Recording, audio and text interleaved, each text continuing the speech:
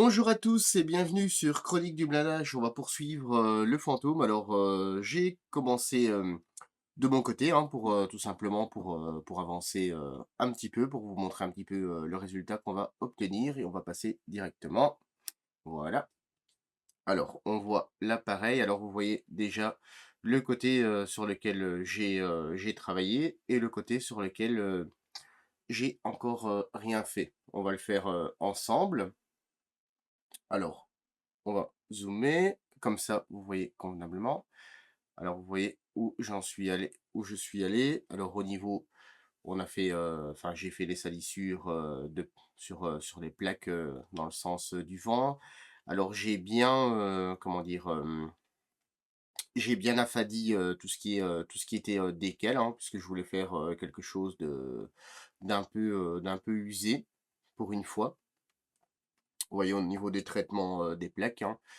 Pour avoir on va dire, une salissure qui se fait, sur la plaque, enfin voilà, pour contraster avec les différentes plaques. J'espère que vous m'avez compris et au niveau du reste, bah, j'ai rien fait de spécial hormis, j'ai posé les décals, j'ai posé un vernis et ensuite j'ai repris avec un lavis, le même lavis, hein, un lavis sépia, je pense. À la vis sépia, partout où j'avais mis les décals pour reprendre un petit peu les lignes de structure, uniquement où il y avait les décals, puisque tout le reste était fait. Alors, notre appareil, on va le prendre de ce côté, hein. Vous voyez ce côté-ci, j'ai absolument rien fait. Alors, pour affadir les décals, hein, c'est aussi possible avec des décals, je dirais, traditionnels. Bah, tout simplement, en fait, j'ai tout simplement poncé. Voilà, pour atténuer, déjà tout simplement pour avoir une couche très lisse. J'ai tout simplement poncé les décals avec un grain 12 000. Comme ça, c'est aussi très, très contrôlable, hein, puisque si vous faites ça avec un gros grain, vous allez directement attaquer la peinture et enfin, ça va être un petit peu la catastrophe. Alors, on va voir un petit peu pour salir notre appareil, hein, alors que ce soit le dessus ou le dessous, c'est un petit peu le même principe. C'est suivant jusqu'où vous voulez aller.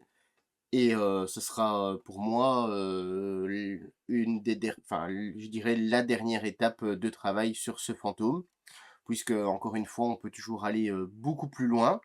Mais je dirais que ce pré-ombrage, avec, la technique, du mottling nous a beaucoup aidé. Puisque vous voyez, on a déjà ici quelque chose de très, voilà, ça c'est quand on ne coupe pas la sonnerie de son téléphone, voilà, c'est fait. Et on a déjà quelque chose, qui est quand même, c'est pas vieilli, mais du moins on a quelque chose de très contrasté. Alors, je vais mettre ça sur le côté. Au niveau des teintes, alors j'ai pas pris, énormément de teintes. On reste avec les oil brushers, hein, puisque déjà c'est des produits très faciles, à utiliser et puis, la gamme est quand même, relativement bien étendue. Après, c'est une question de choix, hein. Les personnes qui ont une peinture à l'huile, ça fera l'affaire. Ici, on a un dark brown. Je voulais quelque chose de pas noir et pas voilà. La couleur, s'y prête parfaitement. Alors sur le côté, moi-même, j'avais, mis côté du noir. J'avais pris un petit peu de noir, mais, je l'ai pas utilisé énormément. Au final, ça ne me plaisait pas de trop et j'ai pris du dust. Au final, ce sera principalement les 2 couleurs, qu'on va utiliser. Ensuite, hop, je regarde parce que c'est un petit peu le foutoir sur mon bureau. C'est pas souvent, mais ça arrive. Le All Expert, je vais me servir du All Expert et pas forcément du thinner. Et ensuite, rien d'autre, un pinceau. Alors, moi, comme c'est des petites zones et c'est un peu plus contrôlable, j'utilise un 5-0 et j'ai un pinceau plus gros, je dirais un pinceau de secours, un numéro 4, si jamais je dois estomper ou autre. Alors, j'ai découpé un petit carré, c'est, une feuille, à palette, pour mettre, les huiles, hein. Alors, les oil brushers, malgré que c'est un tube, faut quand même les mélanger un petit peu ou les secouer. Alors, on en met un petit peu sur notre, papier. Alors ce papier a l'avantage aussi de ne pas absorber, de ne pas absorber l'huile. Alors, apparemment, j'avais beaucoup de force la dernière fois que j'ai refermer le tube. Puisque vous voyez, par rapport au pinceau, si on va commencer à mettre, dessus, on va mettre une quantité, vraiment, extrême, hein, et c'est pas du tout, ce qu'on veut. Alors, je ne sais pas comment ça se fait, sans doute avec la force du vent, ou autre. Donc voilà, vous avez vu, j'ai ça ici. Alors je me suis rempli un petit godet ici de Oil Expert.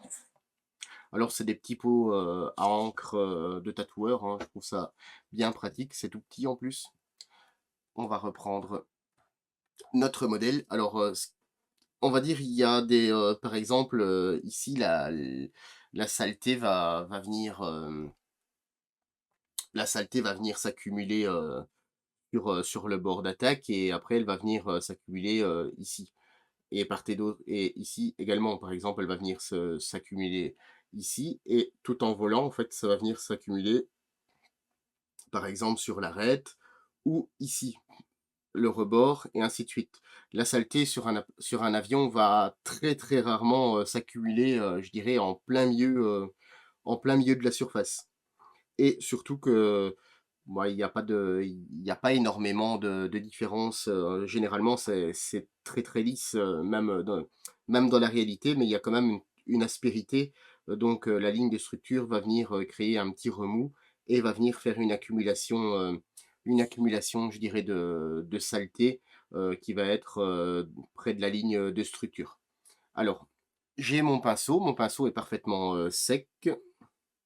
Alors je viens mettre un petit peu, de produits, enfin le brun, le dark brown. Alors vous voyez, ici, je viens appliquer par exemple sur la ligne, hein, de structure.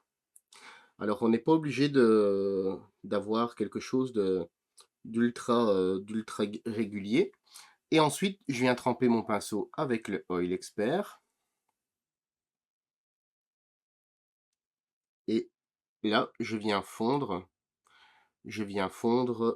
le l'huile, hein. Alors c'est pas grave si ça part dans les creux ni rien. On a un produit qui est quand même, très, très, comment dire? On a un produit qui est, très foncé, alors, ça se mettra tout simplement dans les creux, hein.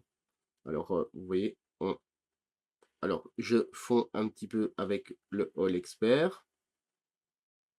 Alors là, on a quelque chose qui est beaucoup trop, régulier, hein, c'est pas ce qu'on veut. Alors, je rince mon pinceau pour éliminer un petit peu de surface, et là, je viens tirer. Alors c'est ma technique, hein, c'est peut-être pas la meilleure, ni rien, c'est ce que moi j'utilise. Alors on pourrait utiliser un pinceau plus épais, hein, c'est pas, mais moi personnellement j'aime bien travailler, panneau, par panneau. Alors je viens toujours dans le sens du vent, comme ça on a ce petit effet,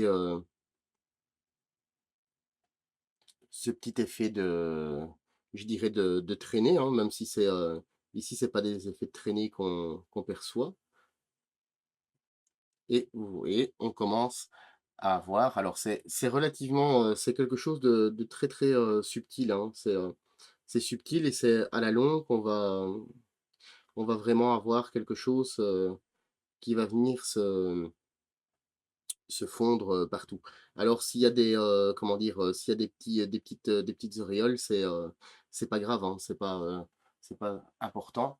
Alors on va je vais essayer de zoomer pour voir si on voit un petit peu mieux. Alors moi, à l'œil nu, je le vois. Maintenant, par exemple, vous voulez une zone, un petit peu, plus foncée, bah, tout simplement, en fait, il y a rien de plus simple, hein. Vous remettez un petit peu,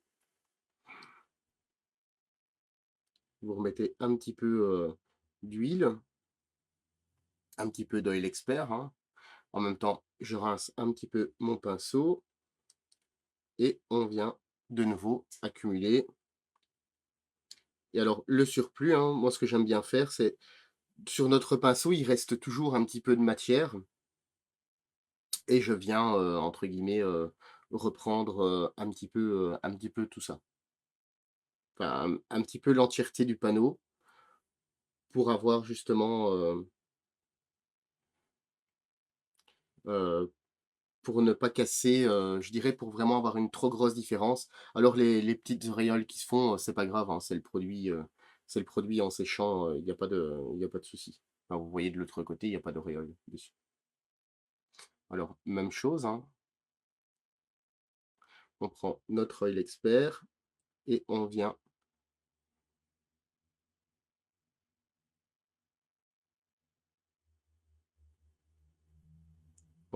fondre où ça nous intéresse. Alors faut pas hésiter, à en mettre, hein. Bon c'est pas un produit qui coûte, relativement cher donc on peut en mettre, autant qu'on veut. Puis, bah, tout simplement, ça sèche quand même, relativement vite, hein. Et après, bah, voilà, si vous voulez, par exemple,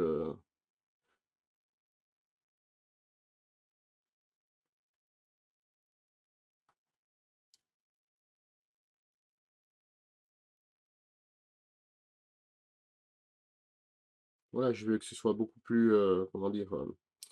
Beaucoup plus centré vers, vers la ligne, de plaque, hein, enfin la jonction des plaques.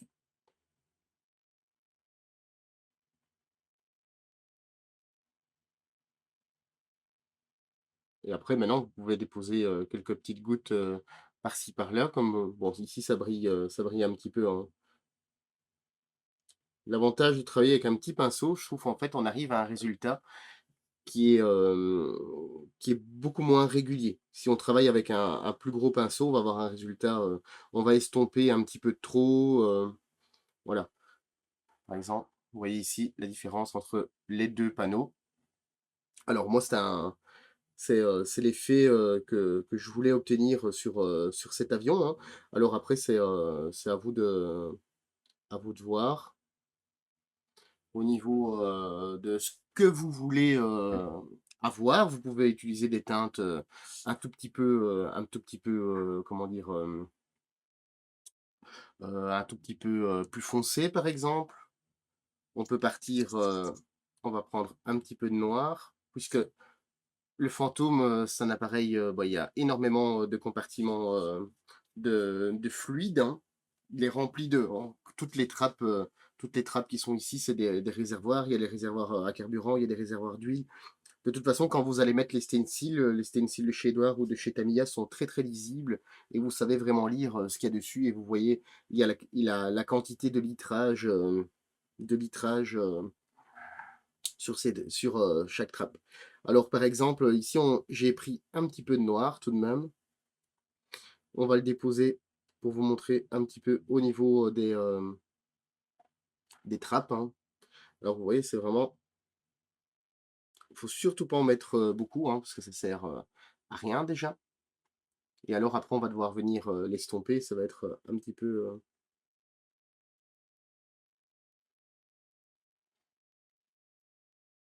alors notre produit, par exemple, on peut mettre, un petit peu de produit et on se dit: «Bah voilà, il est un petit peu trop ça enfin l'huile est partie un petit peu trop vite, on va dire». Donc on nettoie l'intérieur de la trappe. Après maintenant, je ne sais pas si ça se voit, très, très bien à la caméra.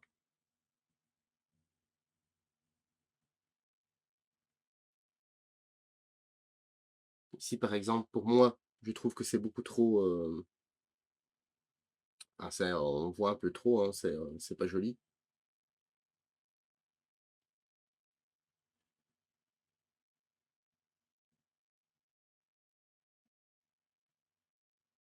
Voilà. Et à chaque fois, moi je reviens toujours estomper le le côté, hein, même si, ça permet au moins d'avoir, si jamais il y a une petite quantité de produits, ou de teinte, hein, tout simplement, c'est de l'estomper sur l'entièreté du panneau et au moins on n'a pas de démarcation, entre les 2. Alors on va se faire un petit panneau 2, hein. Bah, de toute façon, si jamais vous n'avez pas le temps, vous n'aurez qu'à arrêter là à la vidéo, hein, puisque au final le principe, reste, presque toujours, toujours le même, hein, sauf que c'est suivant, où vous voulez, où vous voulez continuer, où vous voulez vous arrêter au niveau du vieillissement, de l'appareil. Alors, bah, ici, j'ai choisi un jet, qui est pas forcément, abîmé, hein, mais qui a bien volé. Alors, ça colle peut-être pas forcément à la réalité, mais du moins, c'est ce que j'aimais bien, voilà. C'est ce que c'est ce que je voulais faire. Alors, coller à la réalité, c'est toujours bien.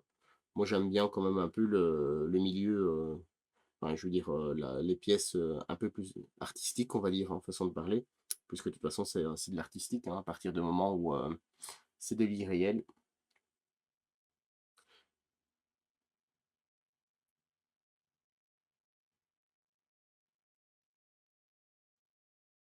Alors, par exemple, ce panneau-ci, on peut venir, frotter un petit peu avec ce qui nous reste comme produit sur le petit panneau. Alors ici, moi je l'ai pas choisi, mais on peut se rendre compte sur les photos, en fait, toute cette zone-ci, je ne sais pas pourquoi, toute cette zone-ci est souvent, très, très sale. Le fantôme, c'est, je sais pas, un appareil assez particulier au niveau des salissures. Alors je pense que peut-être, que que ça coulait, au niveau des huiles, et autres un petit peu partout. J'en sais pas forcément beaucoup plus, mais, et vous voyez, on fait le même principe. On vient rassembler sur la ligne, hein, je dirais les quelques millimètres, du rebord, de la tôle.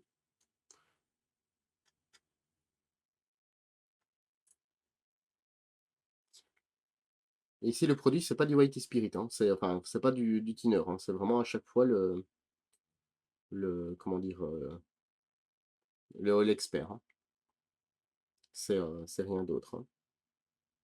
Alors ici, je vous ai montré un petit peu la traînée, hein, comment faire, et enfin, du moins sur le fantôme. Alors en général, moi, je l'ai fait, après. Ça me permet justement de ne pas les effacer, si je travaille, dessus. Alors vous voyez, pour moi, on a un résultat qui est quand même relativement, convaincant, hein.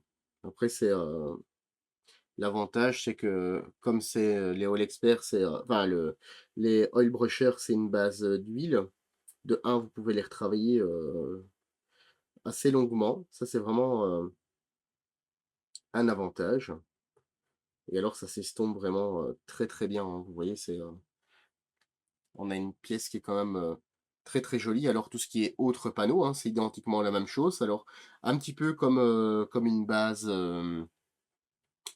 zénithale, noir et blanc, enfin, heu, vous devez vraiment, vous dire, voilà, de toute façon l'avion, il a qu'un seul mode, de propulsion, il va, d'avant en arrière, il a pas le choix.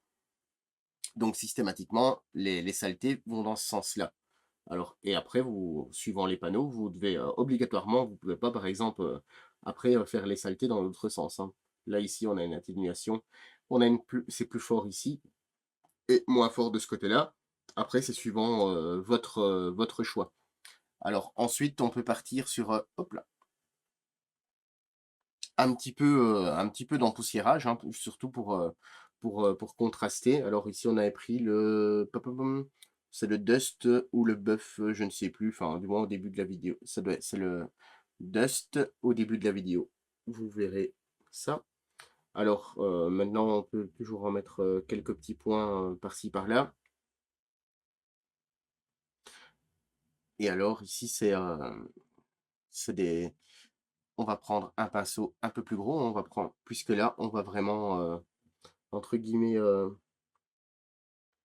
l'estomper un petit peu, je dirais, bah, n'importe comment en fait, hein, au final, sur le panneau, pour dire d'avoir un petit peu ces effets de poussière. Alors, encore une fois, hein, c'est vraiment, ultra minimaliste, et au final, c'est ce qui va vous faire un contraste, relativement important quand votre avion, sera fini.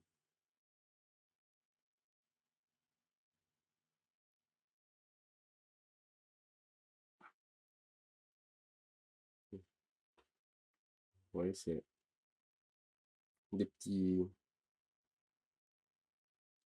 Alors l'avantage avec l'expert, je trouve, ça en travaillant avec un pinceau des fois qui est quand même relativement, imbibé, c'est qu'on ne voit justement pas les traces de pinceau, hein, ça c'est un avantage. Alors, on a fait ici une partie, de l'aile, hein, vous avez vu, ça commence déjà à bien, là c'est bien brillant donc, mais on voit quand même alors de ce côté-ci, vous voyez, c'est brillant, hein, c'est l'expert qui devient un petit peu brillant, même que c'est du mat, bon ça brille toujours un petit peu. C'est pas, vous avez vu quand même au niveau du vieillissement sur quoi on peut partir, sur le fantôme. Alors sur le d ici par exemple, on voit quand même, relativement bien, la traînée, hein, alors faut pas non plus en abuser, hein. Faut pas en faire, partout. Par exemple ici, vous voyez, il y a pas énormément, de traînées. Il y en a une petite ici. Alors au niveau de la traînée, hein, il y a rien de plus simple. Par exemple, si on veut partir sur une traînée, je dirais, un peu plus classique, alors je reprends mon pinceau, j'imbibe, enfin je mets, vous voyez, il y a vraiment très peu de matière, dessus. Alors là on se met vraiment tout au bord,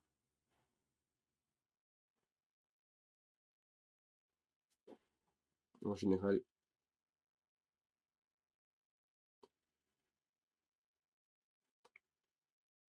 Et ensuite, on construit notre traînée. En fait, il faut pas que ce soit forcément, au premier coup. Enfin, faut surtout pas, hein, faut pas que ce soit un gros pâté, hein.